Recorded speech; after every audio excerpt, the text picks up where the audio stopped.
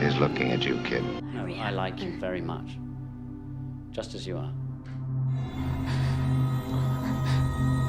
It's like diamonds.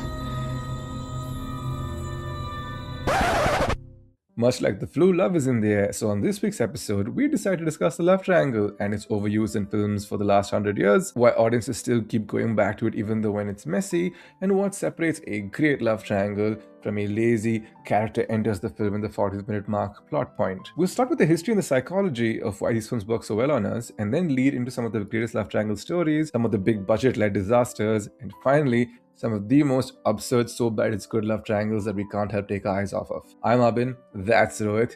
This is the Two Please podcast where we discuss all things film, pop culture, and entertainment. Let's start the show.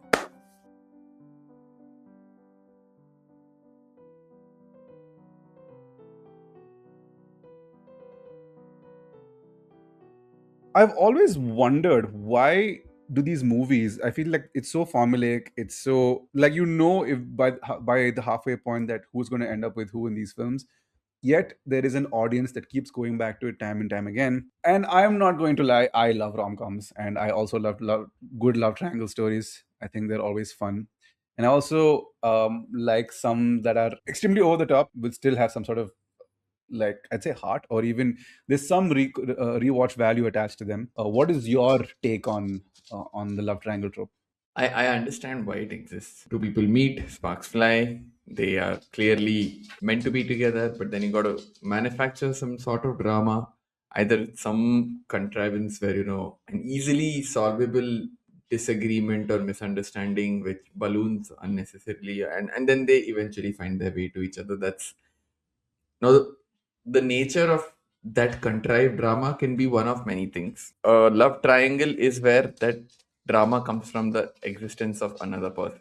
Why it is more popular than other kinds of such dramas, I cannot say. I guess it's also because people usually love choice, right? It also love triangles sort of represent another door that can always open, right? Uh, Otherwise, there's sort of finality to relationships, especially in cinema, where it's a relationship is happily ever after, which is a phrase that is doing a lot of heavy lifting because we all know how relationships actually work in real life, right? I think the reason is that these movies tend to like propagate the myth of happily ever after is because everybody else knows what real life is like. Like, life is horrible as it is, and you are painting this almost like escape for audiences where they're like, okay, dude, it's fine. Just imagine, like, or rather, just sink yourself into this weird world where the real world logic goes out the window. People are making bad decisions, and it's all about following your heart more than the logical side of your brain. And we've discussed this in our modern relationships episode, specifically with the materialists, which we'll kind of talk about at some point in the episode again. But it's one of those things where it's like suspension of disbelief is basically what I was trying to get to.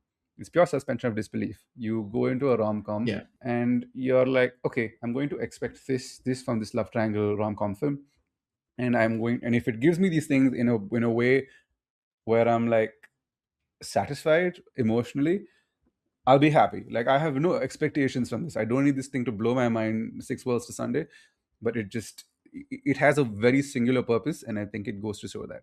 And Exactly also, how I think given the fact choice thing, right? It also gives the audience to literally put themselves in the protagonist's shoes. Like, who would I choose if I were in their place? Um, which is again not something the other rom-com formulae allow you to do as much, right? Like, you can say if two people have a misunderstanding and they fight in a rom-com, you can't really put yourself in one of their shoes and say this is how I would solve this problem. But when you're like in a rough triangle, you're like, oh, who would I pick?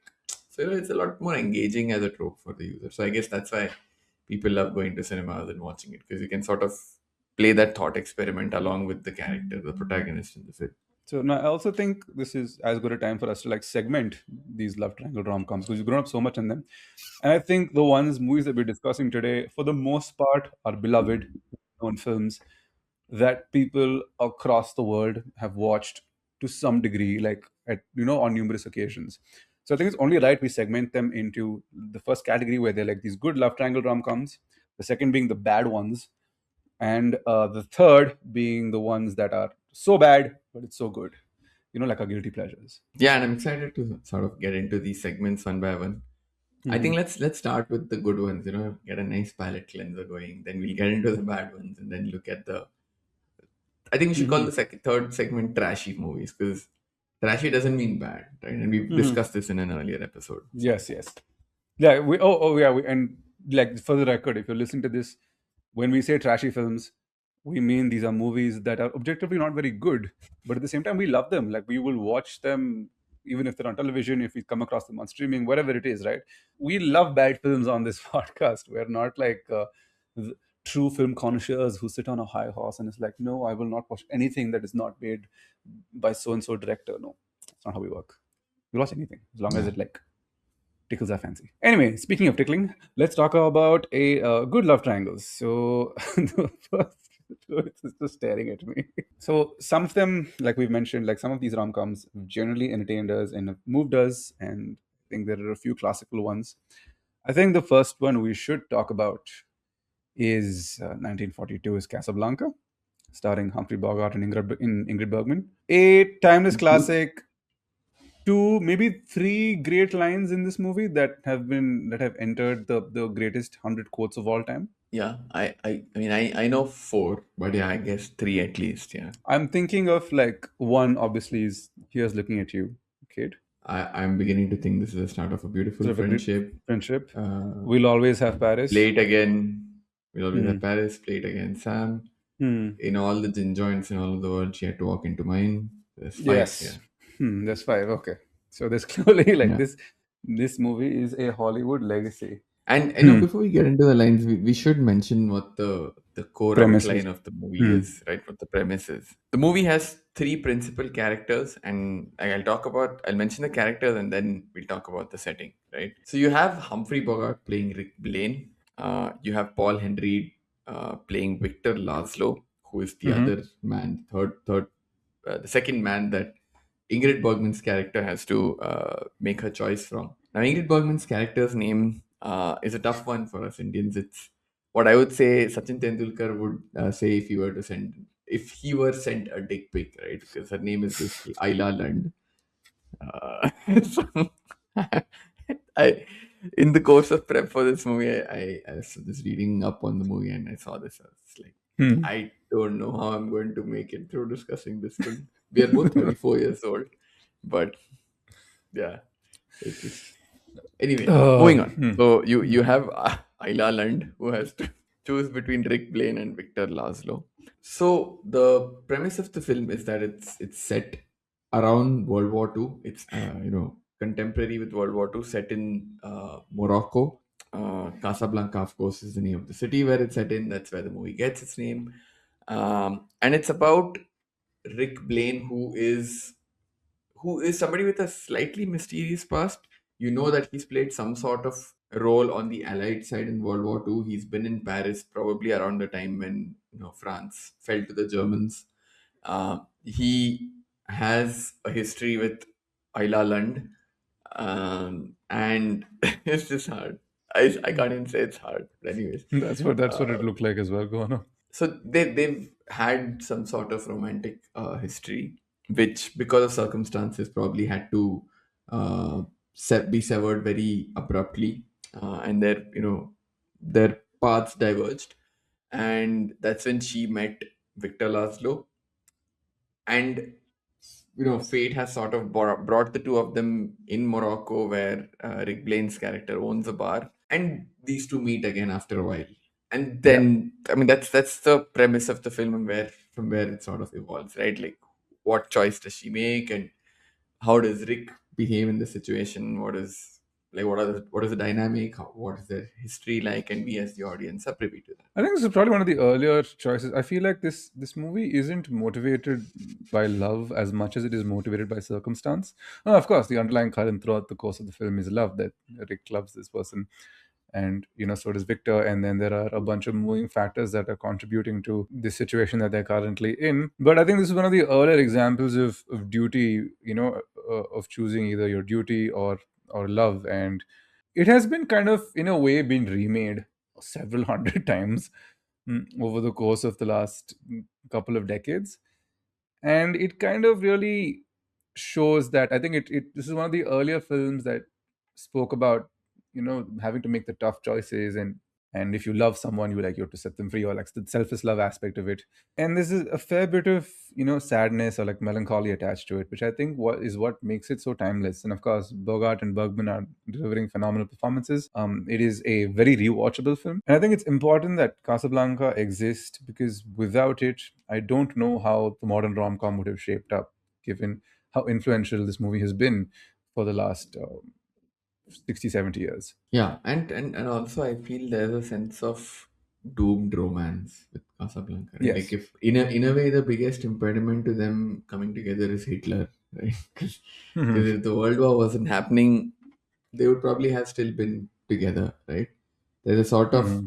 this will never happen for XYZ reasons. And like you said, duty over love. She probably is with Victor because there are promises made, or there's some larger objective that needs to be met for which they have to be together. And Hmm. therefore even Bogart is like, hey, I understand this is bigger than just us, right? Hmm. So there is some sort of pathos in that the audience very clearly resonated with, not just the audience, the critics as well, right? Casablanca was highly Hmm. acclaimed upon release. And again, like we said, the movie has a lot of lines that have entered pop culture for good. We have mentioned earlier this movie podcast that Abin and I both love, called You Must Remember This. That also comes from Casablanca.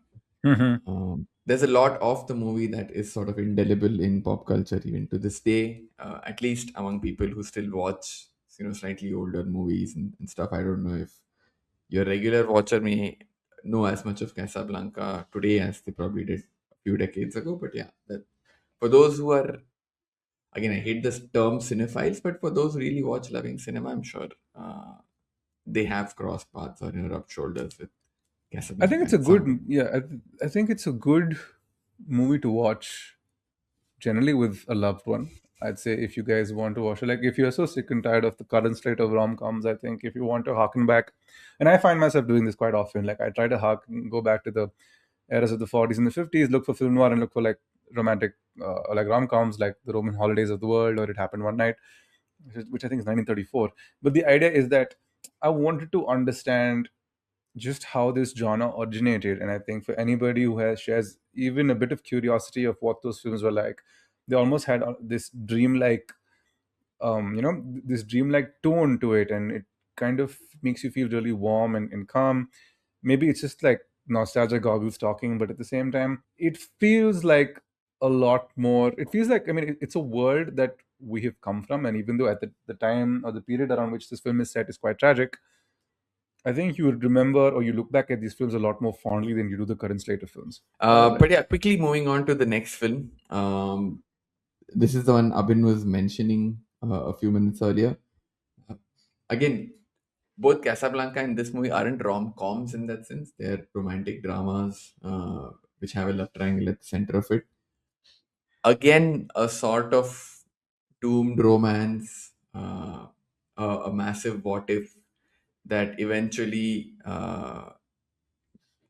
does not play out, or that's not the movie doesn't end with the what if scenario coming true. Of course, before I tease too much, we are talking about 1980s Silsila.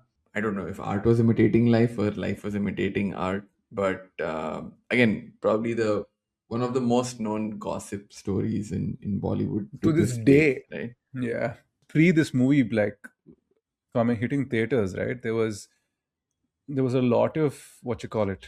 There was a lot of rumors that Amitabh Bachchan was having some sort of an affair with Rekha, and when Yash Chopra decided to pour more kerosene on that fire and cast Amitabh Bachchan, Rekha, and his wife Jaya Bachchan in this film together, and it is essentially about a man stepping out of his marriage, which we weren't around for the early 1980s. I wonder what the shitstorm was like. From what I've read, it still set the newspapers and the magazines ablaze, given the premise, given the people involved, and has become a Bollywood classic ever since its release. Yes, even though at the time of release the movie didn't do well, so it's not a Hmm. commercial theatrical success, but again, cultural significance is high. The movie's soundtrack, I think that's when the movie soundtrack episode is when I remember. I think we had discussed Hmm. Silsila because I had brought it up. It has one of the best movie soundtracks in Bollywood history, in my opinion. And the movie is also very mature. Okay, so to take a step back and set the premise again, Rekha and Amitabh's characters. I think in meet in college, they fall in love, but for some, I think financial reason, typical Bollywood stuff, they are incapable of getting married. Again, their paths are forcibly diverged. She gets married to Sanjeev Kapoor, yes, and a few years down the line, because he's a struggling poet, Hmm. which Amitabh is a struggling poet, which I'm always like, aren't all poets struggling? Sorry, poets, but who are the successful ones? Who are the rich ones? But Yeah. anyways, a few years down the line, apparently Amitabh's character is a rich poet selling poetry, I guess, and he gets married to Jaya Baduri, who was then Jaya Baduri and not Jaya Bachchan, if I'm not mistaken. No, No, she they're already married by married. now. Yeah, No? sorry, they Hmm. married after Goody. Yeah, Hmm. so yeah, Jaya Bachchan, and after the marriage, Amitabh and Rekha's paths meet again, and then the movie evolves from there, right? How do they navigate the situation? Because the two of them decide to rekindle their relationship, even though they both are married. And how is that complicated labyrinth navigated is essentially the rest of the movie. Hmm. So yeah, coming back to the point, very mature way to handle how people would react in that sort of situation, I suppose. In reality, people wouldn't, drop bombastic lines or act crazy, right? From whatever I've heard, right, accounts of people who are cheated on, or their spouses have had extramarital affairs. More than anything else, you're crushed, right? The anger, the resentment, the indignation comes later, but Hmm. your first reaction is to just feel very small, and you're trying to bargain with the situation. They've shown all of that as well in the movie, right? Which is unexpectedly mature for Bollywood handling this sort of story, Hmm. is probably what I'd say about the film. Like, I think there's not much for me to add regarding this film. If you've seen it, you know how this movie ends out. And also, given the times, I think it's important we address the times that this movie brings up extramarital affairs in what is fairly a conservative time in India, right?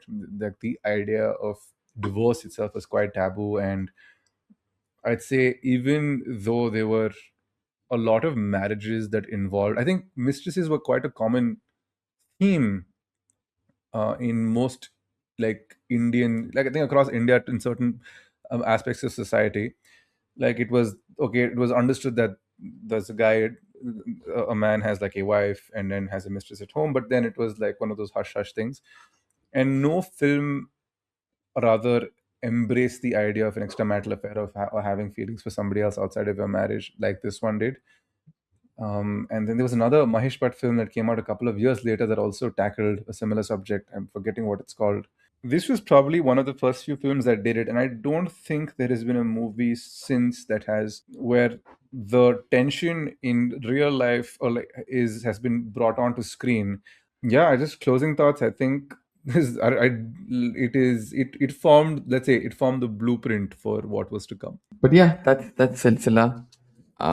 Moving quickly on to the next film. Hmm. Again, a movie that I'm not going to spend too long talking about because we mentioned it, I think, handful of times by this point, and we've also spoken about it at some length in one of our earlier episodes. This is 2008's Forgetting Sarah Marshall, starring Jason Segel, Mila Kunis, and Kristen Bell. Again, quick summary. Jason Segel plays, what is he's a TV Music music producer producer, yeah, named Peter. composer, Peter, who is dating the star of the show, played by Kristen Bell, who is Sarah Marshall, the titular Sarah Marshall. They're in a long-term relationship, which at the start of the movie ends. So he goes to Hawaii to get away from her and get away from it all. coincidentally, she is in Hawaii with her new boyfriend, played by Russell Brand, whose the boyfriend's name is Aldous Snow, who is a world famous musician in the film. Um, and he's in this awkward situation, which is where he meets Mila Kunis's character in the hotel that he's staying at, and then the movie starts from there, right? And like, it is essentially a love triangle because Russell Brand is sort of the weird fourth dynamic in this, but it's essentially Peter having to pick, is he going to fight for his relationship with Sarah Marshall, which we see in the course of the film is clearly problematic, both from his end and hers, or will he try and cultivate this newfound relationship that's blossoming with Rachel, with Mila Kunis Rachel, and who also her character clearly has some things that she needs to work through. So Like everyone, you can everyone in this sort of movie has jump into issues, it. but I love this movie. I think this is one of my favorite love triangle rom coms of all time. Yeah, It's just, pretty I much. must have seen it over 100 times at this point. It's so silly and it's so fun. Like I think there was a point in my life where I kind of knew most of it because I'd just seen it so much. Yeah, I in remember fact, the watching it last too. episode where we discussed, we spent a good few minutes just quoting lines from the movie. I think we both know this It's a movie by heart. very quotable film, and I think it has been the Yeah, case for most people, right? I thought this would have been the movie that made Jason Segel a household name because it was a huge hit, and he was still at the time on How I Met Your Mother. And there's so many little pockets about this movie that remains so fresh. Like you have the main, I mean, the conflict between the main three characters. You've got Russell Brand's Aldous Snow. You've got Jonah Hill, the supporting cast of Jonah Hill, Bill Hader, and my favorite Paul Rudd. In is just it is they're in their own movie having a ball of a time. You have this Dracula musical, which is which I really want to see in real life, put out by Jason Segel. I think this was where kind of was the genesis for Jason Segel's Muppets movie because yeah, he was really into the Muppets, and this was his version of like doing something with it. Man, if there is a film that has its heart in its right place and that is a genuine representation of this trope in a good way, this is it, especially in modern times. yeah. And speaking of quotable, I remember last time when we discussed, we'd spent a fair amount on Paul Rudd's dialogues because they're probably the funniest in the film. But Jonah Hill also has a couple of gems. There's one where he's about to sing inside you, Russell Brand's character, and Jonah Hill is like, it's from his latest album. I just went from 7 to midnight right now. I was like, who says these things, right? And the other one where Jonah Hill finally asks, like I think for third or fourth time, he asks Russell Brand, Aldous Snow, did you listen to my demo tape or demo CD? Aldous Snow is like, no, or whatever, I didn't because I have a life. It's probably not very good. And Jonah Hill is like, okay, cool. I think I'll just, I guess I'll just go fuck myself now. What is Mahalo. So I'm just like, what the hell? It's crazy. It's crazy. This movie, yeah. Exceptional We film. could, Yeah. yeah. If you Weird haven't watched Siegel it, penis jump scare, but it is one of those. It happens a couple of times, twice. He pulls it at the start and he pulls it yes. at the end, quite literally. And Yeah. so, if you have not seen it, I know that there are a fair few people who have watched this movie and have not liked it or have had some sort of a bad association with it. For me, I I adore this film. I always look to watch it at least on a yearly basis because it's just so fresh. It looks like a film that was shot on a low budget in 2007, 2008. Uh, Well over time. Great film. Yeah. Moving on from forgetting Sarah Marshall, this next film is one that I haven't watched yet. Abin has. I'm talking about 2024's Challengers, directed by Luca Guadagnino, starring Zendaya, Josh O'Connor, and Mike Feist. You can tell us what the movie is about, Abin. I'm not going to get into it because you watched it.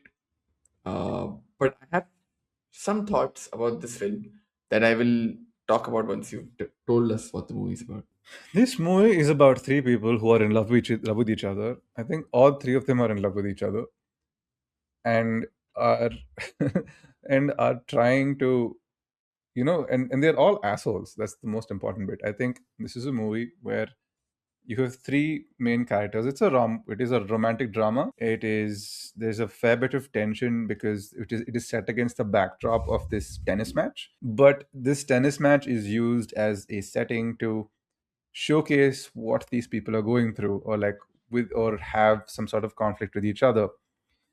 And in fact, I would argue that the two of the three characters, I won't ruin it for you, two of the three characters in the film are probably the ones that are in love with each other, and the third person is just like a third wheel to the story. That's all I'll say. You guys can go check it out. It is one of the most well paced, fun, it is a movie filled with assholes. And the wonderful thing about movies with assholes is that it is always fun to watch assholes on screen going through a bad time or going through a particularly difficult time in their lives, because there's not a lot to root for them, but then you also secretly hope that they can change. This is kind of like the perfect representation of it. It is set across 15, I think 10 to 15 years, starting off with their journey through college and then culminating in this challenges match. I don't even know where to begin. I think this film was marketed very poorly. It was marketed as something else. So when people went to the theater to watch this, they're like, what is this weird layered drama that is unfolding on screen, set against this banger of a soundtrack by Trent Reznor and Atticus Ross? It almost feels like you're in a club while watching this film, and it's all about a tennis game. Written by Justin Kuriskes, who I think many of us remember as the Potion guy or Potion man from like that early YouTube meme. This script was part of the Hollywood blacklist for quite some time. It is so much fun. I know there are people who either love challenges or absolutely detest challenges. I'm in the former. I think this is a really fun film, and is a great time if you're looking for the exact ingredients that I just described. Interesting. So I mean I know what the premise is about, and it wasn't a suspense to me. I've just not watched the film. I'm glad you brought the, and this was my reading of the plot, right? I'm glad you brought this up. It sounds like these are three characters who all sort of love each other in a sense, right?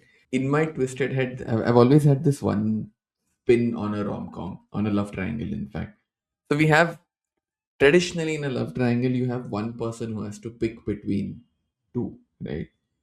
I was in my head, I've always been like, here's the spin. What if we make all three of them bisexual, right?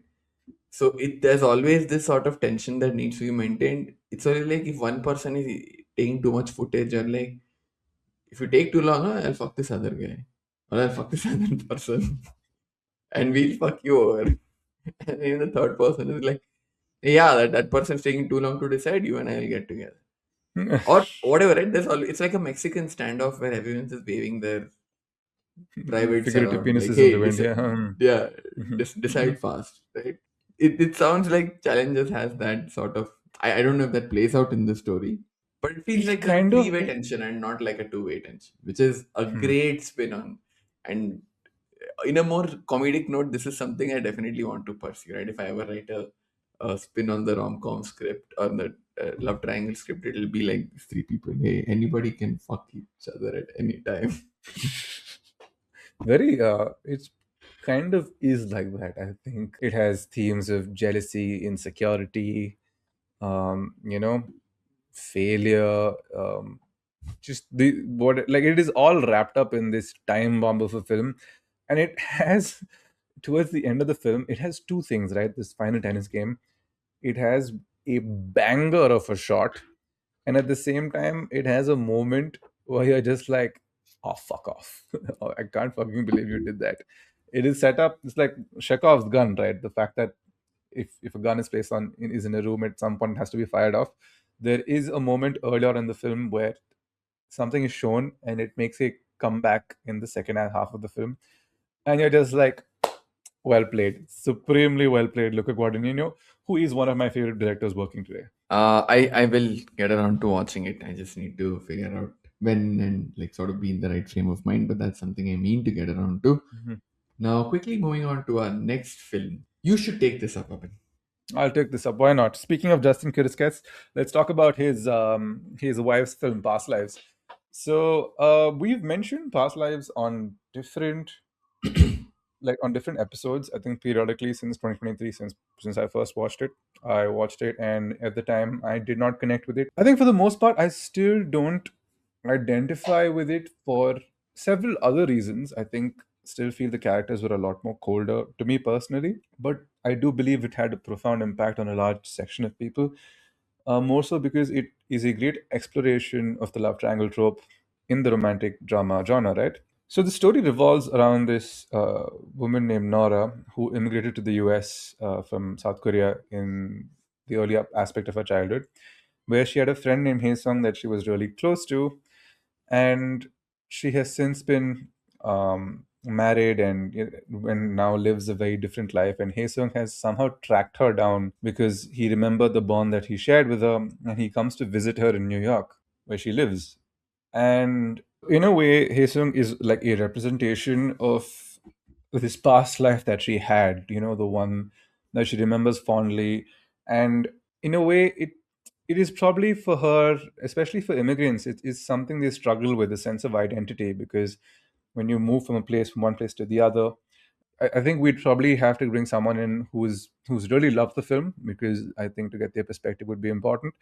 But I still empathize with the idea that most immigrants have a sense of belonging that they can't quite fulfill because they come from two different worlds. And what Haesung represents to Nora in this film is that world she left behind, where she was taken because her parents decided to move, and is a life that she misses in this crazy world, even though she's happy and she's married to the love of her life. I think the stakes of what this film is trying to portray is very nice, and I think even me, with all my gripes about the film, was quite moved by the ending of the movie. I would say even more than the romanticism or the romantic element of Nora and Haesung's relationship, if you could even call it that, this movie is more about identity, right? Because Hmm. uh, especially immigrants who've had to leave their homeland and emigrate to someplace else, which I have done as a kid, but I came back, right? Like my parents Hmm. were, we were in Dubai for 5 years, so I would say a fair bit of my years growing up, I was there from ages 9 to 14. Years that make an impression on who you are as a person. So I can sort of understand. I don't know if there's confusion, but there's a sort of dichotomy that you live with, right? Because I remember very vividly when I was there. I remember the time when I think Swades had released in 2004, and as an Indian living in Dubai, where it's even worse now, but even back then, sure, life there is glamorous and all, but Indians aren't treated the best in Dubai. Indians aren't Yeah. treated the best most places, but Dubai especially. So, and then I was watching. Sorry, it's a bit of a tangent about I Hmm. was watching Swades and I was listening to the songs, and as I remember, as a 13-year-old, I was like, hey, I feel like I want to go back to my country. Sitting here today, if you ask me, that's a moronic sentiment. But at that point, it's that lure of the identity of your homeland or whatever, however stupid Hmm. it might seem in hindsight. But anyways, that's besides the point. The point I'm trying to make is that the draw of identity is very strong, right? So probably that's the aspect of her friendship or relationship that Nora is more attracted by, or she's getting drawn to, which Hasten Hmm. probably is misinterpreting as possibly residual feelings that she still has for Hmm. him. And he's built this sort of alternate reality in Image, his yeah. mind, right? And imagine, and that's what has sustained him through his army service, his conscripted service, which is what they show as well. What I like about this film is it's very gentle and understanding with how people end up in these situations, right? People build castles in their mind. People uh, miss who they were, even though they also like what they are today. And her husband is also remarkably understanding and remarkably Yeah. secure, right? Hmm. Where he's like, hey, why don't you meet him? Spend time. Uh, I don't want to deny you of this because I feel insecure or whatever. And I'm very secure in our marriage. I'm whatever. Why don't you? This experience will probably be good nourishment for your soul. Is the energy at least that he gives off to me in the film. So It is a very maturely written love story. It is a little slow though. Right? I understand it needs all that. To our generation, who every 30 seconds we're swiping through reels or whatever, we can't really sit to a 3-minute video to be expected to watch this. I understand that's the treatment of the film, but I will not hold it against somebody if they're like, bro, this was hard. Like I was yawning through the movie. I get it. I wasn't yawning in this movie. I don't know. For me, the pacing wasn't as much of an issue as much as I think the portrayal of characters. Like we had said this in a prior episode about Christopher Nolan's treatment of characters, and they can seem cold. I think a certain approach that Serene Song takes for this film gave me like a very icy, uh, what do you call, relationship with these characters, where I didn't really connect with them as emotionally as much as I wanted to, and I think that for me played a part. But there's no denying, okay, my choice might be personal, but there's no denying the legacy of this film. It has the reputation it does because it is a very good movie, and in spite of my beliefs and all your beliefs on its issues, I still think it comfortably justifies its position on this list. Agreed. And yeah, I just before we like jump into the next category, I really want to do a quick shout out to a film that came out this year called Eternity. It like December 25, Jan 26. I think Jan 26 primarily, and it is a throwback to the old rom coms of old. It's like it's a lovely premise. It's about a husband and wife who die not too far from each other, and they both enter this little like heaven-like place where she has to choose between him and her first husband who died in the war. So it stars Callum Turner, Elizabeth Olsen, and Miles Teller. Really sweet, fun film about who she wants to spend the rest of eternity with, and in their little owned bubble.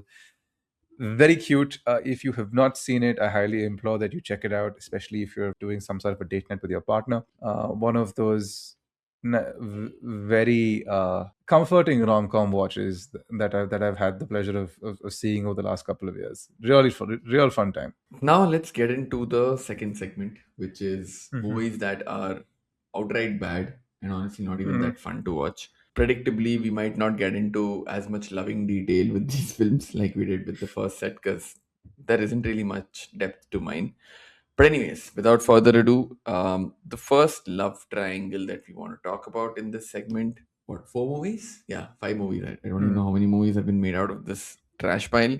We're talking about the Twilight series written by Stephanie Meyer, adapted to film by a bunch of surprisingly good directors, shockingly good directors, I would say, and has a fairly good cast who, after these movies were out, have gone on to do great things. We're talking about Robert Pattinson, who plays Edward Cullen. We're talking about Kristen Stewart, who plays Bella, whatever the fuck, I don't know her last name.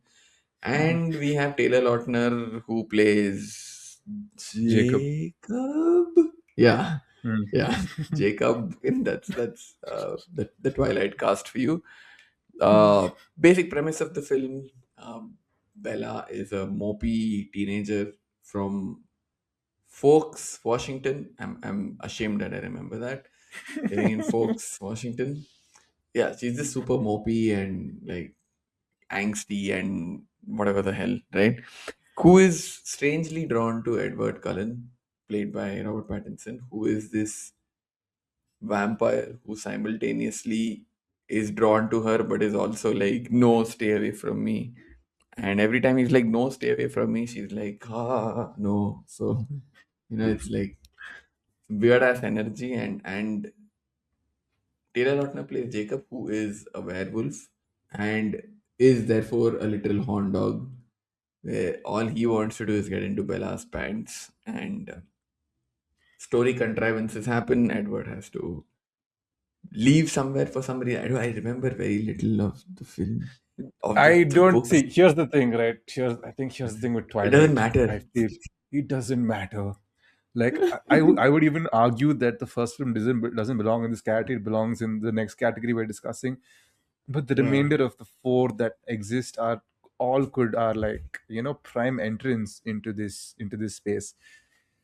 These are not good movies. They have made a lot of money somehow. They kept making them. These people made a lot of money, but it's like a domino effect. It had to happen so that Robert Pattinson was comfortable enough to pursue the filmography he ended up pursuing finally.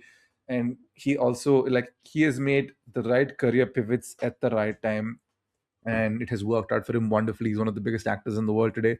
Kristen Stewart, not too far behind, has started directing her own stuff, and has a lot of films, a lot of good critically acclaimed movies. So Taylor Lautner is Taylor Lautner, but the idea is that these are talented people working with shit source material, right? Like, this is one of, in my opinion, one of the most horribly written series of books to have ever existed until 50 Shades of Grey came out and whatever that nonsense was. These are objectively bad films. There is a line in New Moon where they go to watch a movie called Punch Face, and the man literally goes, "Yeah, this movie is a movie where they punch faces." Ooh. I think Eric is the guy who says it. And you could clearly tell like that this was a joke they'd forgotten to put in, and it's just there, and it's really bad. These movies are not made with care. They're made as like the ultimate definition of a cash grab. They were the second type of films to follow what Harry Potter did by splitting the final film into two books, I think, or like two movies in this case, for no apparent reason here, because there's not really a story to tell here. Breaking Dawn is a big book, but at the same time, there's not a lot happening in the book. It's, for the most part, Bella is pregnant. And to end our discussion on this movie on the note, this movie ends with Jacob. So I'm going to spoil it because fuck you all, right? Yeah, who cares? For Yeah, if you everyone's want watched to, this movie, by the way, yeah. yeah.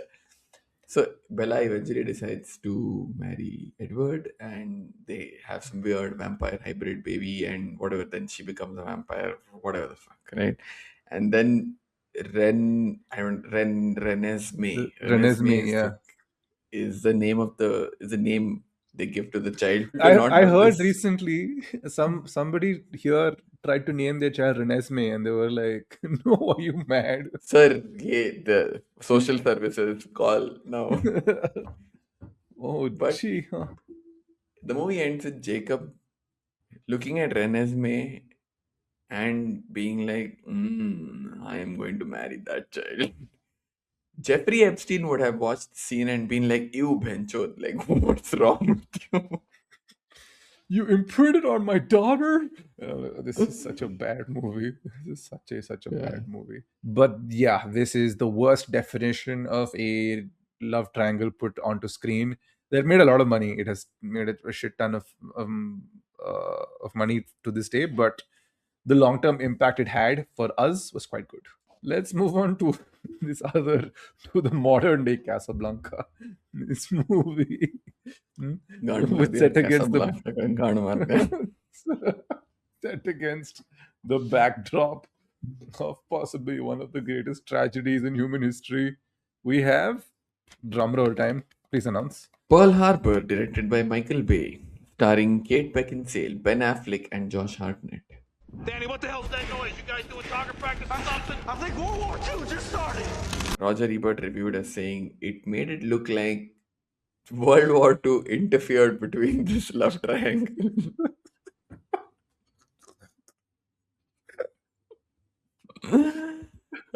He said it better than any of us could. This is a movie that is so bad. I thought, you know what? I'm gonna give Michael Bay like the time of day. Everyone talks about how his films are bad, but in reality, his movies are enjoyable. I like Armageddon. I like The Rock. I like Transformers: Revenge of the Fallen. I like all of these. I mean, for the most part, these are like critically acclaimed films, barring Transformers 2. But I understand what Michael Bay does. We have an episode based on Michael Bay's Transformers very early on in the pod. This movie is not it. This movie is just straight up bad. It's bad. I mean, that's You want to add anything more about how bad it is? No, this is one of those movies where there is a love triangle, and forget by the end of the film, a good half an hour, 45 minutes before the end. By that time only, you're like, I don't really care who she picks, or I don't really care who ends up with anyone. Just end my misery. Let me go. In fact, I'm like, I don't even care how World War II ends. Make the Nazis win whatever it takes to end this movie. Just end it and let's go. Terrible, terrible film. Historical inaccuracies everywhere. A cool shot of like these kids playing baseball and then like the Japanese airplanes coming out. That I remember is probably the only redeeming quality of the film. The rest of the movie is just straight trash and not fun at all. Cool shot, also inaccurate because the first attacks happened when everyone was asleep. Yes, Subsequent attacks, when they were happening, everyone was scrambling to get ready. Nobody's playing baseball. It's wrong, of but okay, course. cool shot. Take it. Cool shot, take it. The fighter jets were also, but was I think there were 60s fighter jets somehow in like a 40s movie. So historical inaccuracy. There are shots from Take it. Armageddon that are in there. So he's used like he's like whatever it is, bro. I have like B-roll. I'm gonna use it. It is what it is. I'm Michael Bay. I blow shit up. The rest of World War II is not gonna stop me. But yeah, these were Uh, the not even trashy. These were the bad movies that you wanted to talk about. These are not mhm. good. Don't watch them. Any more? Yeah, exactly. If you have any suggestions for this category, please feel free to like send our way. Yes, as a We PSA, we you will know put it on our page and say, tell others, don't mm, watch these movies. yes, exactly. But coming to the section that are coming to the section on trashy movies. These are Mhm. objectively not great, but we love them for some reason or the other. Enduring in our pop culture, nonetheless. Now, these are movies again, mixed bag, right? We can start with the first one, which is, as Abhin's list mentioned, we're talking about 1997's Kuch Kuch Hota Hai by Karan Johar. I know, sorry, bold statement, blasphemous. Don't come at us, people, that we put Kuch Kuch Hota Hai. Oh, under this category, we love the film. We can also quote it by heart. So, with that caveat and that disclaimer, we are saying, objectively, it's not a great movie, guys. I think it has aged spectacularly badly. I think this is one of Yes. the films alongside Kahuna Pyare that has just I'm just like even then the message it was propagating, I was just like this shit is not going to very relevant for the times. Don't get me wrong, but the kind of transformation that Kajol, okay, this the three characters in the film, right? It is this movie walked so How I Met Your Mother could run. So there is Rahul, Anjali, and Tina. Rahul and Anjali are best friends, but Rahul loves Tina. Anjali has feelings for Rahul, but it's unrequited. And as the result, she leaves. Rahul marries Tina. They have a baby. Name her Anjali for some weird reason. And then Bro, Tina dies. I'll tell you the reason. Rahul is a Uh, Beversi, dude. Rahul is a baby. Yeah, this is the ultra fuckboy story of all time. Like this is literally these are Telling people. you.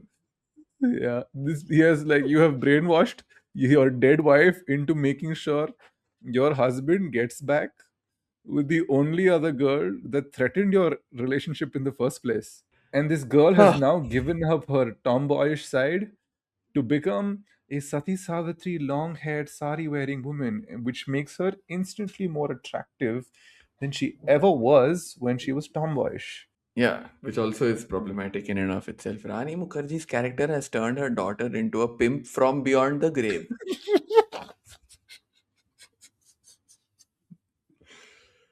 This She's pimp's like, father is a Beversi, and her mother influencing her from beyond the grave.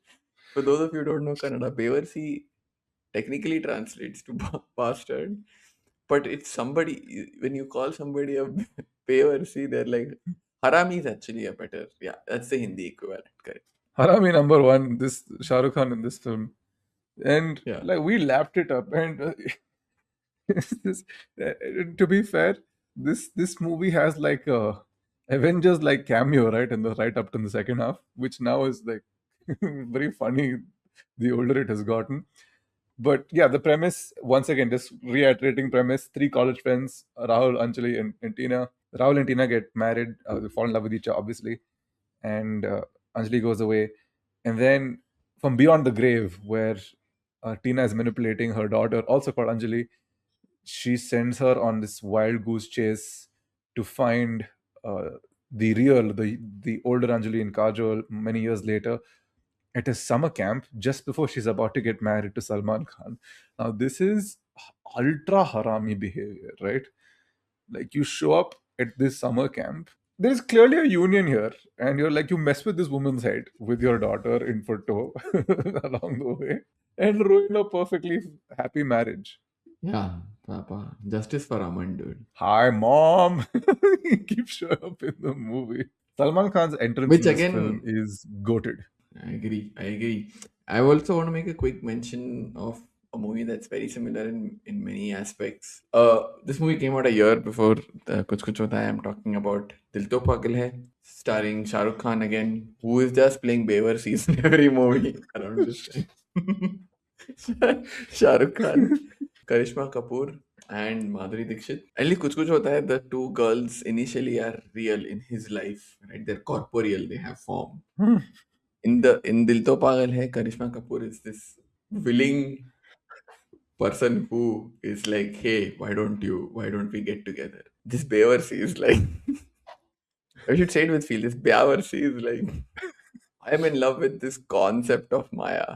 I'm like, dude, तुम क्या सोच के हिला रहे हो यार? What is that? Can you imagine?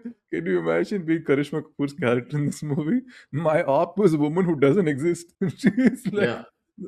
the person keeping me away from this man is a woman who is built up in his imagination. Yet I still want to fix him. You know what? I can't even And lie and say, this is so fictitious. There are actual people I know who are like this, who are like, no, I can fix them. So, as absurd as all these films are with their premises, just know that somehow real life is far more absurd. the analogy I had made back then, I still remember. So Karishma Kapoor likes Shah Rukh Khan likes Madhuri Dixit. Madhuri Dixit is supposed to be married to Akshay Kumar, who is essentially Salman Khan in this film. In some like it's analogous to Salman Khan's character in Kuch Hota Hai. Akshay Kumar is in Dil To Pagal Hai. And at the end of the film, Akshay Kumar and Karishma Kapoor are like, hey, we both got rejected. Do you want to get together? So basically, this movie is, like I said back then, the human centipede of relationships. Everyone is just eating each other's shit. Right? Discards de do mere ko. We will make this work. Yeah, it should really. I think it should go on the poster. Dil To Pagal Hai, the human centipede of romantic movies. Rohit Rao 2, please podcast. I was like, okay, I was going to go with trauma bonding, which clearly was the more acceptable critique of the film because they already two people who are like, oh, rejected, but here we are. Dil To Pagal Hai is a very fun man. The God losing out to the concept of a woman must hurt. Must really hurt. That is just bullshit. उसका नाम Speaking Maya of है sir ये माया कौन है क्या बकवास कर रहे हो आपने मेड्स लिए क्या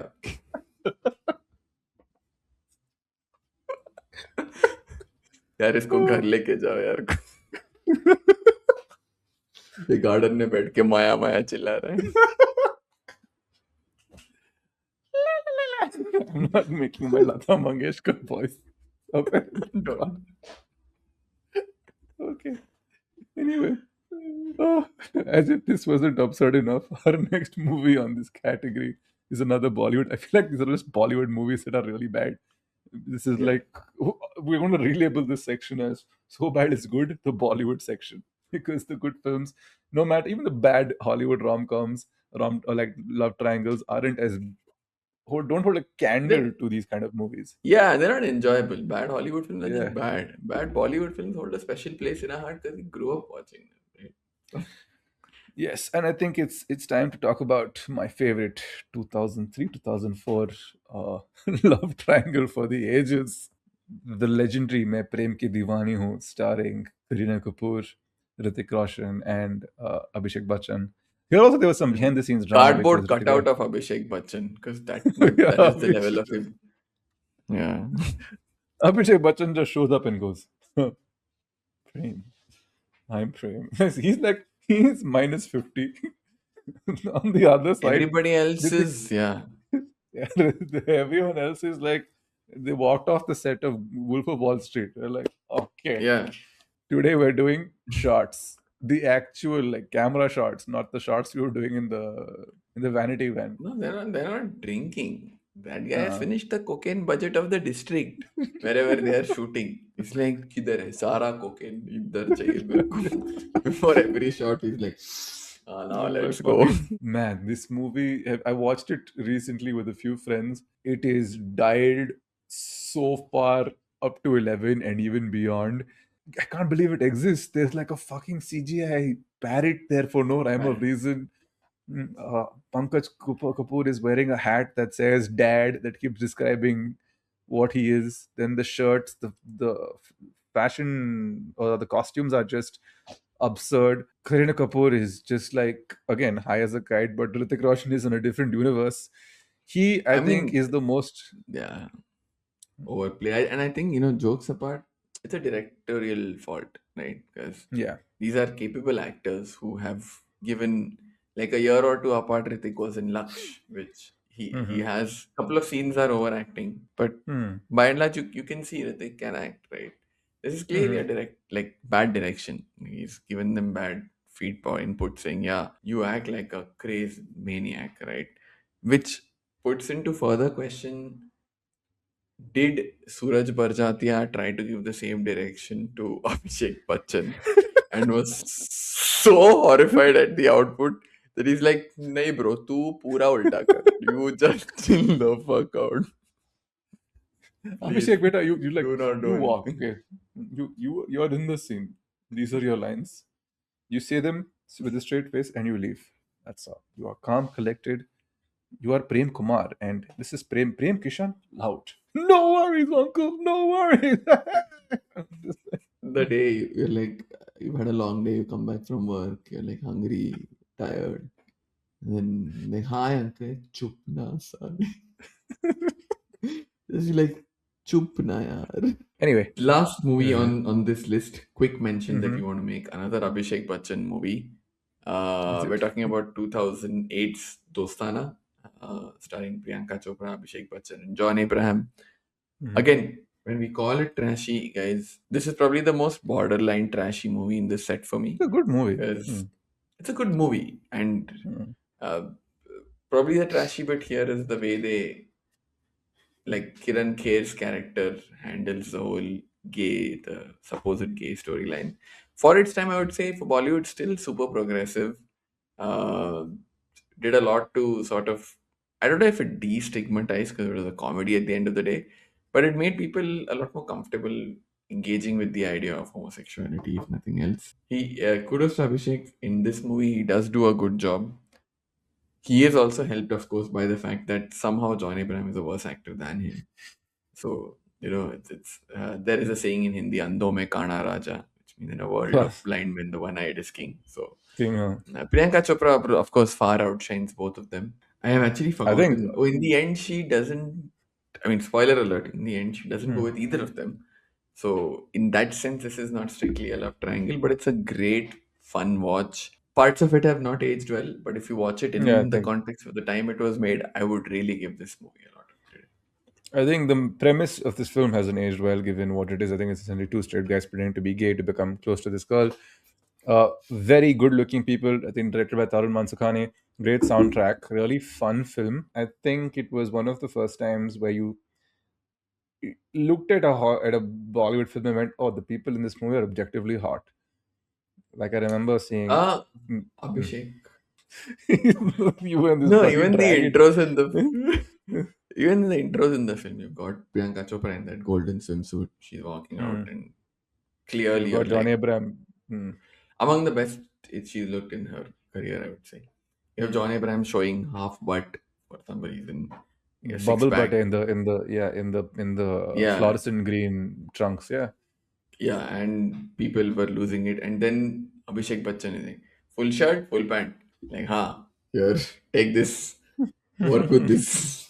He was never the muscle man types. Like, unfortunately for him, this happened back to back. 2007, I think this was, right? So 2006, Hrithik Roshan does this to him in Doom 2, and then 2007, this is what happens to him. 7 or 8. Anyway, not a great couple of years for the guy, but still fun film. Still fun film. Anyway, I think we're at the end. If you would like to suggest different kinds of films that would have fallen into this category, please do tell us. Happy to like include them in like a follow-up video if this does well. But yeah, this was one of, it was decided very late, is a little more off the cuff than we usually plan our things, and was a lot of fun for me anyway. I think we had a very nice discussion on film, and then we had like a rather silly entered, which also I had a great time with. So yeah, this has been a fun episode, and I hope it really it carries through in the edit, and then you guys also enjoyed the same. If you like this episode, please do like, share, and subscribe to the video, to the channel. It really helps. Rohit and I will be back again in a week or two with our next episode, post which we'll see you then. Take care, and thanks for tuning in. Bye bye. Bye bye. Bye bye.